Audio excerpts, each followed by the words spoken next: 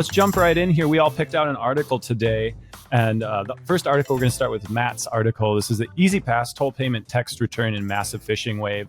This is from bleepingcomputer.com. An ongoing phishing campaign impersonating ZPass and other toll agencies has surged recently, with recipients receiving multiple iMessage and SMS texts to steal personal and credit card information.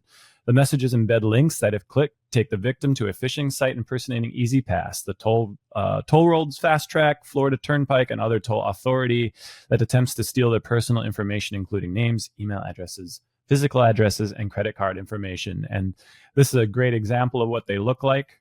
Lord knows I've seen these pop up. Have you guys seen these pop up? Oh, yeah. Let's just start with the tip. Is there any way to get around this or avoid these types of phishing scams? Blocking numbers doesn't seem to work. Most people and even most organizations don't have protections on devices that's going to stop or filter this type of stuff out. A lot of organizations, while they have their enrolled workstations, desktop servers behind some sort of a firewall, that might not always be the case with mobile devices like a smartphone like this.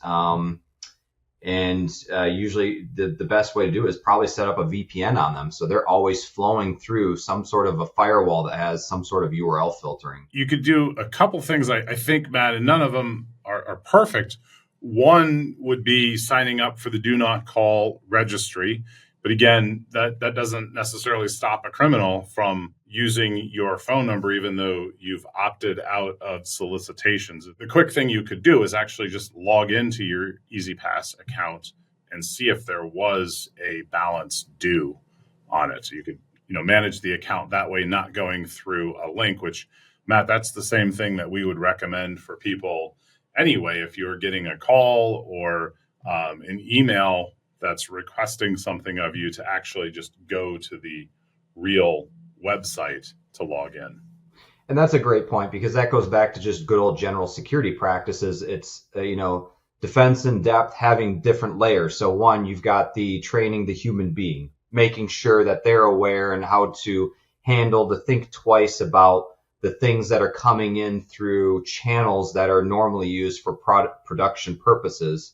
And then you have the technological layer of, do you have something to help filter out for that one event that you did get socially engineered to maybe help protect you? And then do you have anything else then watching your device, to protect you, almost like an endpoint protection kind of thing? The training and being on the lookout and watching this. And this is why I picked this one.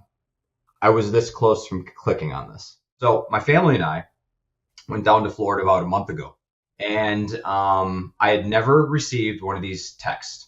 So we get off the plane, had our car reservation and everything, getting ready to explore Florida during spring break, which is, if you realize too, that's when all of this started flooding out during a spring break. So they timed it right. These malicious actors knew what time of year it was and when all the schools were going on spring break and all the family members. So they timed it right. We get off the plane, get to our car, you're waiting, or car rental place, waiting in line. Okay, fill out the paperwork, got everything good to go. Within 10 minutes, my phone gets one of these. 10 minutes after I signed all the paperwork. And I thought, oh, crud, did I forget to give them something? Because one of the things they asked at the car checkout was, hey, do you want to sign up for the ZPass toll-away system so you don't have to pay each time? Yeah. Sign me up, do all that. So I get this text. I look at it. I'm like, oh, did they screw something up on my enrollment or whatever, And so I'm sitting there looking, though.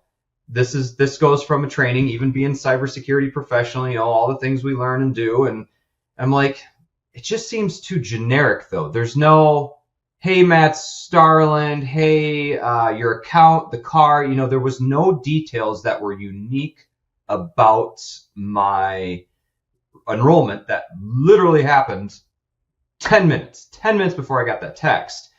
And so I thought to myself, you know what? I'm just going to let this go. And if I get any more calls or texts, maybe I'll look at it closely again. So again, 6 hours later, got another one. But it was the same thing, very generic.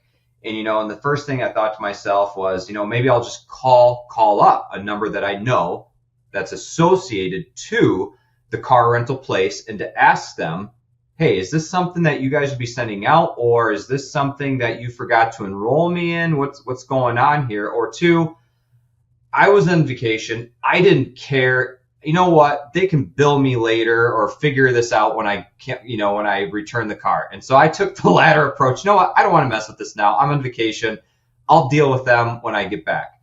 And then after going through those 3-4 days, and I talked to some other people, like, yeah, I'm getting all these ZPass things too. And I was like, wow, okay. So these malicious actors knew what time of year it was and just nailed everyone, shotgun approach, hoping, you know what, we're going to cover 100,000 people.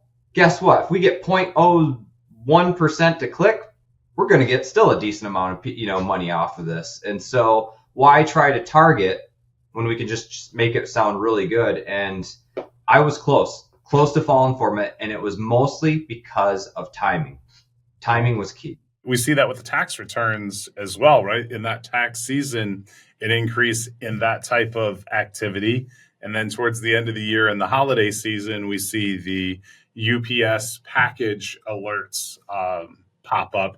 It's all about the timing.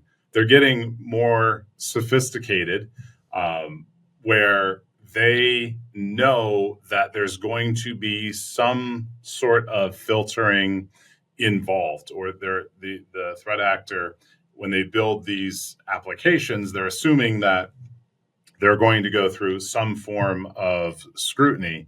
And we see it on the email side as well. This one here, if you were to exploit this on a computer, it wouldn't take you to that ZPass page. But from a mobile device, it does, right? It knows the type of device that you're coming from. Unless you spoof that on a computer, you're not going to get to the same thing as you would on the mobile device. And we see the same thing in email. The tools may, or the URL, the malicious URL may be dormant for a period of time, knowing that it's got to go through the inbound filters. And as long as there's nothing behind that URL, the filters are going to assume it's benign, and then it's activated post delivery.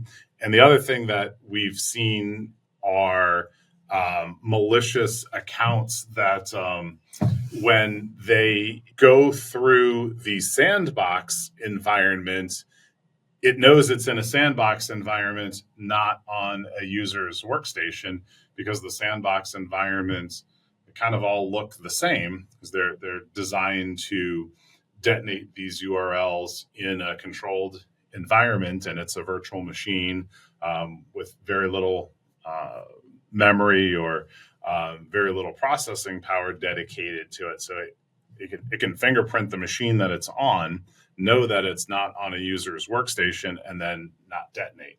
So those are pretty cool ways that it's looking to get around the controls that a lot of companies have in place.